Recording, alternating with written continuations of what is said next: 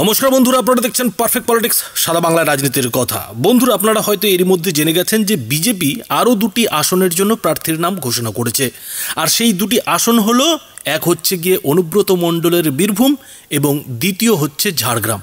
অনুব্রত মণ্ডলের বীরভূম আসনে বিজেপি প্রার্থী করেছে প্রাক্তন আইপিএস আধিকারিক, শীতলকুচির ঘটনায় যিনি কিনা বদনাম হয়েছিলেন সেই প্রাক্তন আইপিএস আধিকারিক দেবাশিস ধরকে। আর ঝাড়গ্রামে বিজেপি প্রার্থী করেছে প্রণত টুডুকে। কিন্তু এই যে দুই প্রার্থীর নাম ঘোষণা, এই দুই প্রার্থীর নাম ঘোষণার পর নতুন করে যেটা প্রশ্ন উঠছে যে তাহলে শেষ পর্যন্ত ডায়মন্ড হারবারে অভিষেক বন্দ্যোপাধ্যায়ের বিরুদ্ধে বিজেপি কাকে প্রার্থী করবে। আর এই দুই আসনের প্রার্থীর নাম যখন বিজেপি ঘোষণাই করলো, তাহলে এই ডায়মন্ড হারবারের প্রার্থীর নাম ঘোষণা করে দেওয়া হলো না কেন?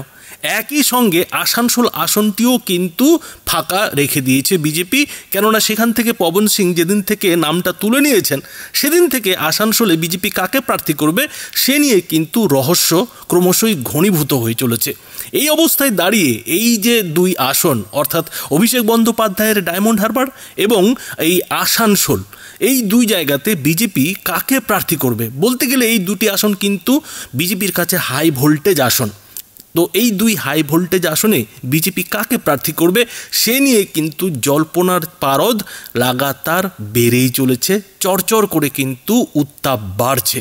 এখন বন্ধুরা, আপনারা জানেন যে এর আগের একটি ভিডিওতেই আপনাদের জানিয়েছিলাম যে এই যে অভিষেক বন্দ্যোপাধ্যায়ের ডায়মন্ড হারবার লোকসভা কেন্দ্র, এই লোকসভা কেন্দ্রে শুভেন্দু অধিকারী তার পছন্দের প্রার্থী সোনালী গুহকে প্রার্থী করার জন্য নাকি বিজেপির কেন্দ্রীয় নেতৃত্বের কাছে আর্জি জানিয়েছিলেন। পাশাপাশি এই কেন্দ্রে আরএসএসের তরফ থেকে স্থানীয় বিজেপি নেতা তথা আরএসএস কর্মী অভিজিৎ দাসের নাম প্রস্তাব করা হয়েছে এবং একই সঙ্গে এই কথাও বলেছিলাম যে এই কেন্দ্রে শঙ্কুদেব পণ্ডারও নাম কিন্তু শোনা যাচ্ছে। কিন্তু এত কিছুর পরেও, এই চার প্রার্থীর নামের পরেও আরও একটি নাম কিন্তু নতুনভাবে এই ডায়মন্ড হারবারের জন্য বিজেপির কেন্দ্রীয় নেতৃত্বের কাছে নাকি উঠে এসেছে, এমনটাই কিন্তু বিজেপি সূত্রে খবর। যেহেতু বিজেপির কেন্দ্রীয় নেতৃত্ব, কেন্দ্রীয় নির্বাচনী কমিটি এই যে শুভেন্দু অধিকারীর পছন্দের প্রার্থী কিংবা আরএসএস এর পছন্দের প্রার্থী সবার মধ্যে একটা তালমেল রাখতে গিয়ে কোথাও একটা সমস্যায় পড়ছে, সেক্ষেত্রে কিন্তু নতুন একটি নাম নিয়ে ভাবনা চিন্তা শুরু হয়েছে, আলোচনা কিন্তু শুরু হয়ে গেছে। আর সেই নামটি নিয়েই কিন্তু এখন সব থেকে বেশি বিজেপির কেন্দ্রীয় নির্বাচনী কমিটির মধ্যে চর্চা চলছে। আর এই নামটি খোদ পছন্দ করেছেন নাকি নরেন্দ্র মোদী। অর্থাৎ খোদ নরেন্দ্র মোদী যেমন বসিরহাটের জন্য সন্দেশখালীর প্রতিবাদী মুখ হিসেবে রেখা পাত্রকে পছন্দ করেছিলেন, ঠিক একইভাবে অভিষেক বন্দ্যোপাধ্যায়ের ডায়মন্ড হারবারের জন্য নাকি খোদ নরেন্দ্র মোদী তার পছন্দের প্রার্থী হিসেবে একজনকে বেছে নিতে চলেছেন।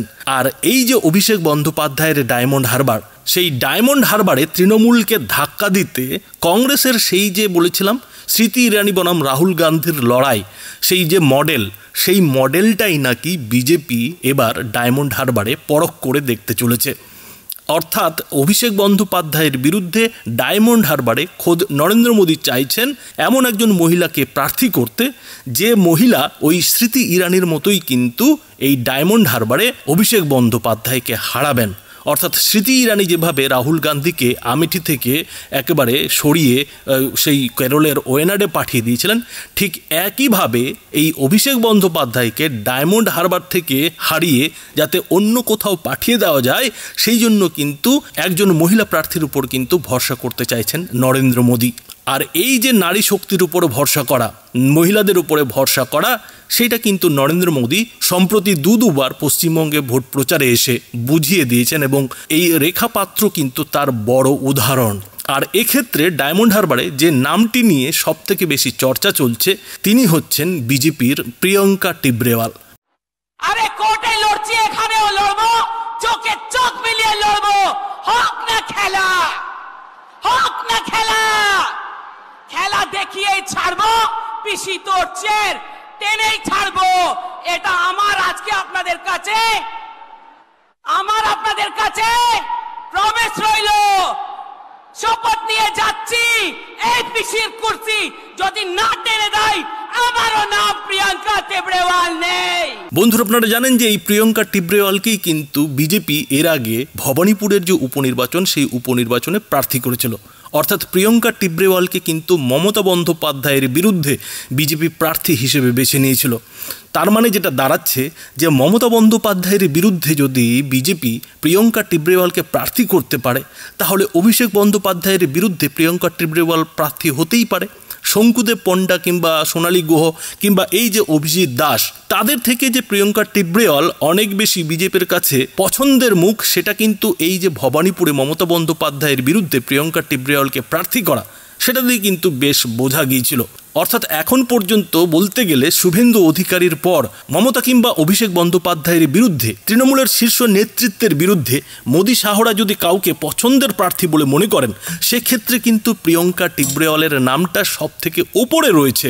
আর যেহেতু প্রিয়ঙ্কা টিব্রেওয়াল বেশ পরিশ্রম করছেন, দলের হয়ে একেবারে মাটিতে নেমে কাজ করছেন, এলাকায় এলাকায় ঘুরে সেখানকার মানুষদের হয়ে আইনি লড়াই লড়ছেন, এবং সেই আইনি লড়াইয়ে যেহেতু মমতা বন্দ্যোপাধ্যায়ের সরকারকে রীতিমতো নাকচোবানি জলচোবানি খাইয়ে দিয়েছেন, সেক্ষেত্রে মোদি শাহর কাছে কিন্তু এই প্রিয়ঙ্কা টিব্রেওয়াল একজন পছন্দের নাম। এবং বিজেপির অনেক নেতারাই কিন্তু বলছেন যে প্রিয়ঙ্কা টিব্রেওয়ালের যে কাজ, সেই কাজ কিন্তু বিজেপির অনেক নেতার পক্ষেই করা সম্ভব নয়। অনেক নেতাই কিন্তু সেই ধরনের কাজ করেন না, যেটা কিন্তু মোদি শাহদের নজর কেড়েছে। আর এক্ষেত্রে কিন্তু প্রিয়ঙ্কা টিব্রেওয়ালের নামটা স্বাভাবিকভাবেই ওই অভিষেক বন্দ্যোপাধ্যায়ের যে ডায়মন্ড হারবার, সেই ডায়মন্ড হারবারে কিন্তু প্রার্থী হিসেবে উঠে আসছে। আর এই প্রিয়ঙ্কা টিব্রেওয়াল যদি ডায়মন্ড হারবারে প্রার্থী হন, তাহলে কি সেক্ষেত্রে বিজেপি ডায়মন্ড হারবারে অভিষেক বন্দ্যোপাধ্যায়কে হারাতে পারবে? আর এই প্রশ্নের উত্তর দিতে গিয়ে বন্ধুরা একটাই কথা বলতে হয় যে আপনাদের আগের একটি ভিডিওতেই বলেছিলাম যে বিজেপি কিন্তু এই যে ডায়মন্ড হারবার, সেই ডায়মন্ড হারবারে সিপিএম, কংগ্রেস কিংবা এই যে নওশাদ সিদ্দিকী, তারা কি করেন, তারা কাকে প্রার্থী হিসেবে সেখানে দেন, সেই দিকে কিন্তু তাকিয়েছিল। আর এরই মধ্যে কিন্তু একটা খবর পাওয়া যাচ্ছে যে ডায়মন্ড হারবারে সত্যি সত্যি আইএসএফ নেতা নওশাদ সিদ্দিকী নাকি প্রার্থী হচ্ছেন, এবং নওশাদ সিদ্দিকীর কিন্তু খুব ইচ্ছে যে ডায়মন্ড হারবারে তিনি যাতে প্রার্থী হন। এক্ষেত্রে নাকি সিপিএম এবং কংগ্রেস দুজনেরই আপত্তি নেই। ফলে ডায়মন্ড হারবারে অভিষেক বন্দ্যোপাধ্যায়ের বিরুদ্ধে তৃতীয় পক্ষ হিসেবে বা তৃতীয় প্রার্থী হিসেবে কিন্তু নওশাদ সিদ্দিকীর নাম ঘোষণা হওয়া শুধুমাত্র সময়ের অপেক্ষা। আর এই খবরটাই যখন বিজেপির কাছে গেছে, সেক্ষেত্রে বিজেপি কিন্তু এবার খুব শিগগিরই ডায়মন্ড হারবারের জন্য প্রার্থীর নাম ঘোষণা করতে চলেছে। আর এই যে প্রার্থী, সেই প্রার্থী হিসেবে সবার উপরে বিজেপি সূত্রে যেটা খবর, যার নাম রয়েছে তার নাম প্রিয়ঙ্কা টিব্রেওয়াল। আর প্রিয়ঙ্কা টিব্রেওয়ালকে দিয়ে বিজেপি ডায়মন্ড হারবারে যে ছকটা কষছে, অভিষেক বন্দ্যোপাধ্যায়কে হারানোর জন্য যে রণকৌশলটা নিচ্ছে, সেই রণকৌশলটা হচ্ছে যে যাতে বিজেপি একেবারে সমস্ত হিন্দু ভোটকে নিজের কাছে নিজের দিকে টানতে পারে। আর অন্যদিকে যে সংখ্যালঘু ভোট নিয়ে অভিষেক বন্দ্যোপাধ্যায় 4 লাখে লিড নেওয়ার স্বপ্ন দেখছেন, সেই সংখ্যালঘু ভোট ব্যাংকটাকে কিন্তু ওই নওশাদ সিদ্দিকীকে দিয়ে ভাঙন ধরাতে চাইছেন। বন্ধুরা, 2019-এ ডায়মন্ড হারবারে যদি লোকসভা ভোটের যে ফলাফল, সেই ফলাফল যদি বিশ্লেষণ করা যায়, তাহলে কিন্তু যেটা দেখা যাবে যে 2019-এ অভিষেক বন্দ্যোপাধ্যায় 7,71,127টি ভোট পেয়েছিলেন, যে ভোটটা আসলে ডায়মন্ড হারবার লোকসভার মোট ভোটারের প্রায় 56%।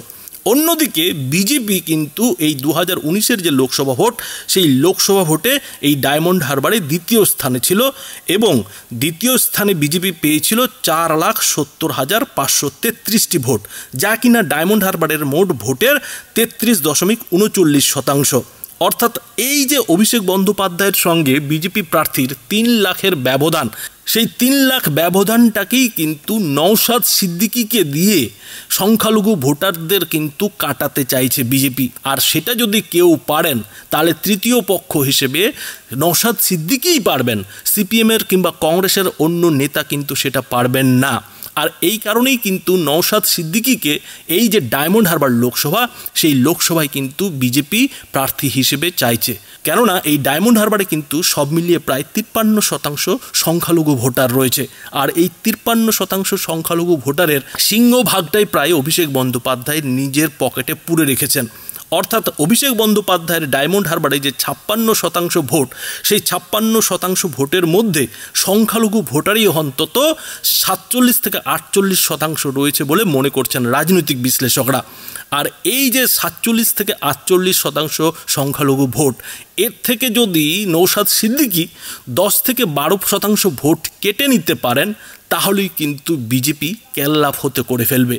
আর প্রিয়ঙ্কা টিব্রেওয়ালকে যদি অভিষেক বন্দ্যোপাধ্যায়ের বিরুদ্ধে দাঁড় করিয়ে দেওয়া যায়, অনেকটা যদি সেই আমেঠির স্মৃতি ইরানির বনাম যে রাহুল গান্ধীর লড়াই, সেই 2014 সালের লড়াইয়ের মডেলকে যদি সামনে রাখা যায়, সেক্ষেত্রে কিন্তু প্রিয়ঙ্কা টিব্রেওয়াল যেহেতু আইনজীবী হিসেবে যথেষ্ট জনপ্রিয়, সাধারণ মানুষের কাছে তিনি অনেক বেশি কাছের মানুষ, এবং তিনি যেহেতু মহিলা, সেক্ষেত্রে বিজেপি ডায়মন্ড হারবারে কিন্তু একটা চমকের আশা করছে। চমক ঘটলেও কিন্তু ঘটে যেতে পারে, সেখানে কিন্তু স্মৃতি ইরানির মতোই প্রিয়ঙ্কা টিব্রেওয়ালও কিন্তু অভিষেক বন্দ্যোপাধ্যায়কে কাত করে দিতে পারে, এমনটাই কিন্তু মনে করছেন বিজেপির কেন্দ্রীয় কমিটির নেতারা।